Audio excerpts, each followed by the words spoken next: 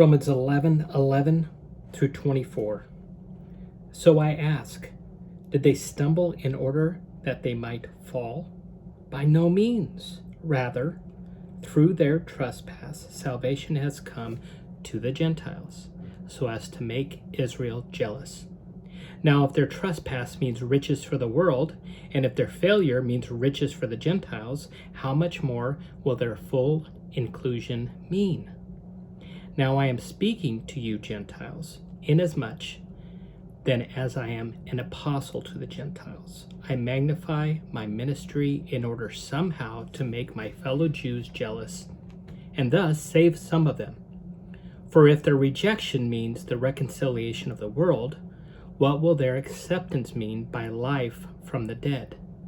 If the dough offered as first fruits is holy, so is the whole lump.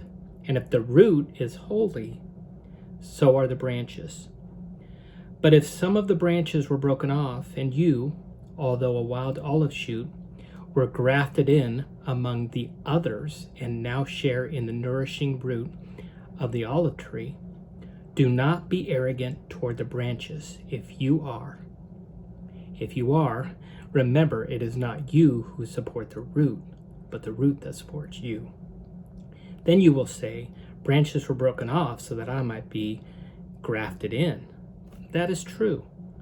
They were broken off because of their unbelief, but you stand fast through faith. So do not become proud, but fear. For if God did not spare the natural branches, neither will he spare you. Note then the kindness and the severity of God. Severity toward those who have fallen, but God's kindness to you, provided you continue in his kindness. Otherwise, you too will be cut off. And even they, if they do not continue in their unbelief, will be grafted in. For God has the power to graft them in again. For if you were cut from what is by nature a wild olive tree, and grafted, contrary to nature, into a cultivated olive tree, how much more will these, the natural branches, be grafted back into their own olive tree? So guys, this is kind of a difficult teaching, a difficult thing Paul is talking about, but I'm going to try to bring it into a very simple way of looking at it. And I'm going to actually use what it is that Paul actually uses here to try to make it as simple for us as possible. Okay? What we're talking about here are two different people. We have the Israelites, the Jews, and we have the Gentiles. And really what we're talking about here is what happened with the Jews, which actually made an opportunity for Gentiles. But make no mistake, we're talking about large groups of people, okay? When we're talking about these branches, we're talking about the Jews first, and then the Gentiles, okay? And that's important for us to understand, because there is some people who would try to make the argument using this passage that you could know God and you could be a part of him and then be cut off. And that's not what this is saying. Paul already in Romans 8 has already addressed whether that can happen, and it can't happen. Once you are taken by Jesus, there's no reneging on that deal, if that makes sense. But we have to remember, we truly believe by faith through grace into Jesus. And when we do that, he grows us. And we become one of these branches that he's talking about that gets grafted in. But I want to go over a couple things before we get to my illustration that runs off of Paul's illustration here. And the first point I want to talk about is, it says there in the first part of this, verse 11, it says, so I asked, did they stumble in order that they might fall? By no means. Rather, through their trespass, salvation has come to the Gentiles. So I just want you to understand this.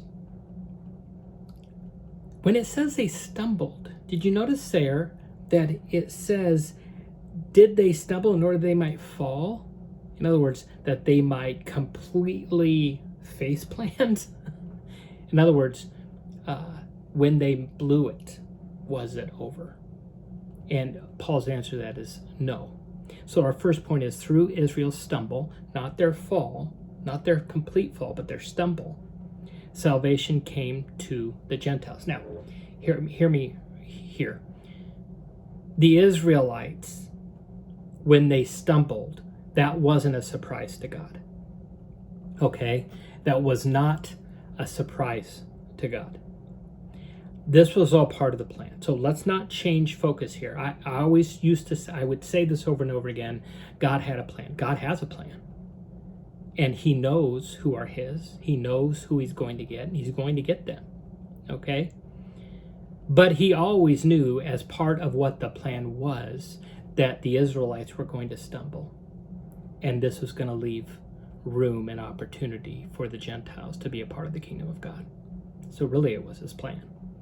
But we see it in history as a stumbling of the Israelites. What do we mean by that? Well, we talked about last time at the first part of Romans 11 about the fact that they did all kinds of things.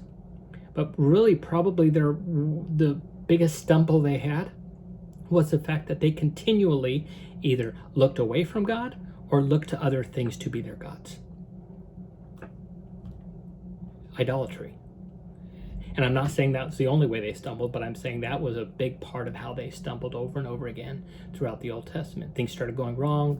They started thinking to themselves, well, why has this happened to us? We have the greatest God ever in the history of all gods. Why would he do this to us? And then they kept going the other way.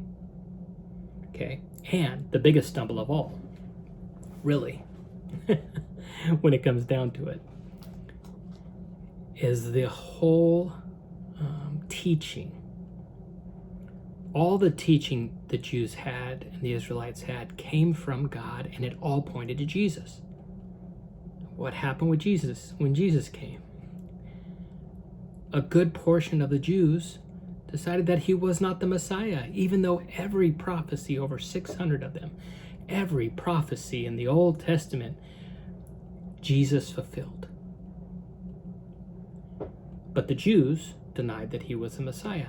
They didn't want to believe it. Why? Well, one of the reasons they didn't want to believe it was because they believed that the Messiah would come and save them from the Romans, their oppressors. And when Jesus didn't do that and he actually died and didn't become king of the Jews right then in the here and now, well, not here and now, but the then and now, they couldn't believe that he was the Messiah. They believed that the prophecies actually said that he was going to lead a kingdom on earth, and they never said that. So their stumble was, we don't believe God, right? In other words, we don't have faith in what he said. They chose to believe a different way. The problem with that is they stopped believing God. Now, where were the roots? Well, the roots were with Abraham, with Isaac, with Jacob. These men believed God. They decided, yeah, they made their mistakes, but they decided to believe God. And these like roots and branches on this tree would grow. So I'm going to get to this tree here in a second. But let me get to point 2, because it kind of goes along with point 1. It says that Gentiles were grafted into the tree because Israel stumbled. And some of those branches, the Jews that decided they weren't, most of the Jews who decided they weren't interested in Jesus being the Messiah, they didn't believe God. So those branches were broken off. And so that left room for branches to be grafted in. And that's where the Gentiles that Paul is writing to here, that would have been a pleasure for them to hear, right? And I think he goes through this as they realize, wow, this is really true. God did come and get us too. When they decided and they believed that, he wanted to guard against there being an arrogance in that. In other words, nanny, you didn't believe God and we did. Look at us, we're so great. That wasn't something that he wanted for them, because they had to understand what it meant to actually be grafted into something. And so let me get to this illustration. So he talks about this tree, and through the Bible, we have several examples of talking about roots and branches and vines and branches and all this stuff. And what it really comes down to is if you could just picture a tree, like I try to do this teaching at Grape Day Park in Escondido today by an olive tree, because in Escondido we have a lot of olive trees, the same type of trees they would have had when Jesus was walking in Israel. The same trees we have here, we have more of a Mediterranean climate. So a lot of the trees they have there are the same kind of trees we have here. And I wanted to show you what an olive tree looked like, but I mean, not that you don't know, but it would have been cool, I guess is what I'm saying, to be there and be able to show you what Paul or Jesus or anybody else might have been talking about when they said these kind of things about olive trees. Because this is talked about over and over again, this olive tree that has been basically grown. It's just a metaphor. It's like it's this tree of the kingdom of God grown. And for a couple thousand years, it was just the roots were deepening. I mean, God is really the roots, but the roots were like going deeper and deeper, and the tree's getting bigger and bigger. And what we find is when God promised Abraham many people would come to know God through his line, that line was going to become Israel, and in that line was going to be God's chosen people. You remember that, right? So we have God's chosen people, and they're what's growing out of the tree, right? The branches and everything. Now, where do nutrients for anything that grows out of the ground really come from? When we're talking about a tree, we're talking about its roots, right? The water goes in, the roots take in the water, and it goes out throughout the tree, but also there's nutrients in the soil, and they go into the roots, and from the roots it goes up through the trunk of the tree, out to the branches. And so we have this system, right, in a tree that provides nutrients from the root to the branches and the leaves. I'm no scientist, but I learned enough in like 8th grade biology to know that that's true. Now, some people would say, well, we know from science now that we have sunlight that the leaves capture. Yes, there are things that the leaves capture, but without the nutrients in the soil and the water that goes into the soil, a tree's not going to grow. It's just not. It's not going to live. How about that? There's no amount of sun that's really going to keep the tree alive if there's no nutrients getting to the roots, or if the roots aren't bringing the nutrients to the rest of the tree. So he's talking about this olive tree, and he's talking about the fact that Israel decided to not believe. Their unbelief caused them to stumble, correct? So what was happening around this point of history is more and more Jews were saying, no, Jesus is the Messiah, and more of those branches were getting broken off. Snap, snap, snap, snap, snap, snap. But what was also happening is Jesus, the gospel and Jesus was being taken to the Gentiles by Paul and through others.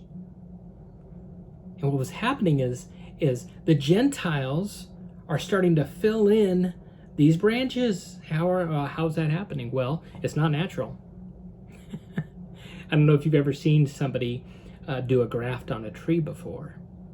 I've actually seen it. It's been years, but I've seen it through some of these teachings about trees, because in like pastoral studies or Bible studies in college and in your master's, you see some of these things. And I think one of my teachers, can't tell you who, but one of my teachers actually showed us.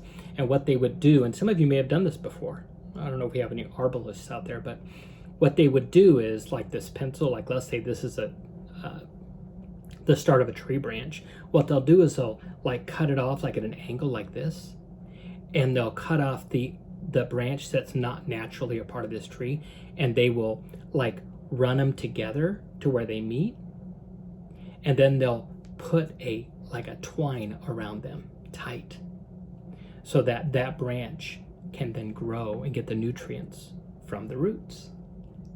So that's what he's talking about here. And what he's saying is Gentiles, not each individual Gentile, but really Gentiles as a whole, have the opportunity to be grafted in at this point. And here's the deal. They're believing.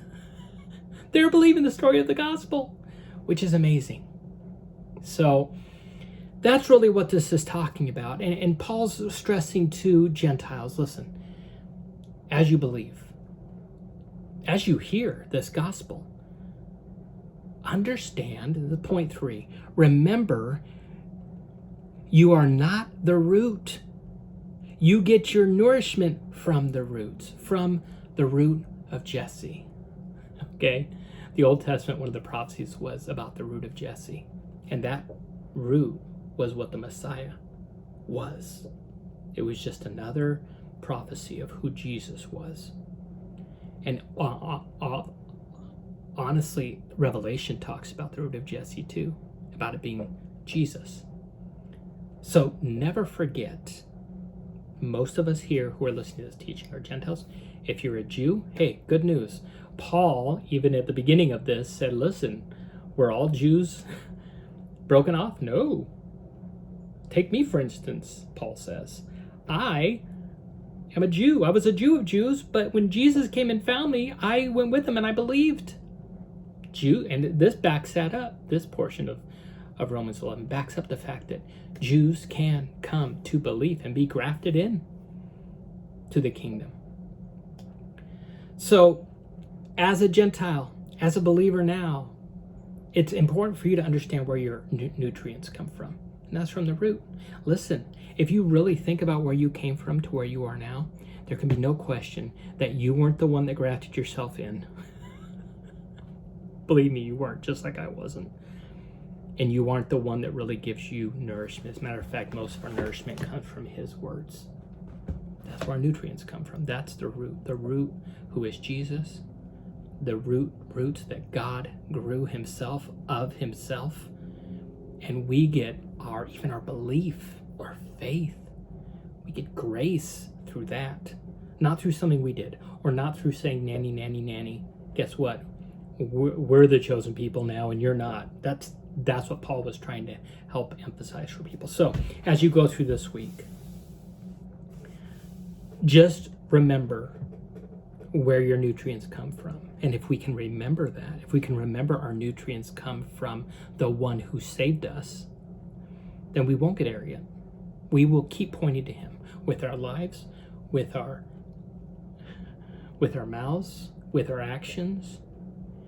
And one of the things we talked about in our prayer time today was making sure that what we hear and what we see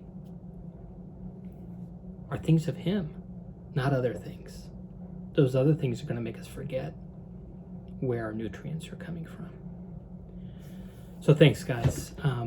This one started out as a challenge for me, but ended up, I feel like, God teaching me a lot in it. Hopefully he taught you too, and hopefully in your DBS, you'll be able to even go over this more about who God is, what it means about God and what it means about man, what it tells us about man. Let me answer one of those for you. What it tells us about man is we could be pretty arrogant at times, right? And so anyway, have a good time in your DBS. We'll talk to you next week.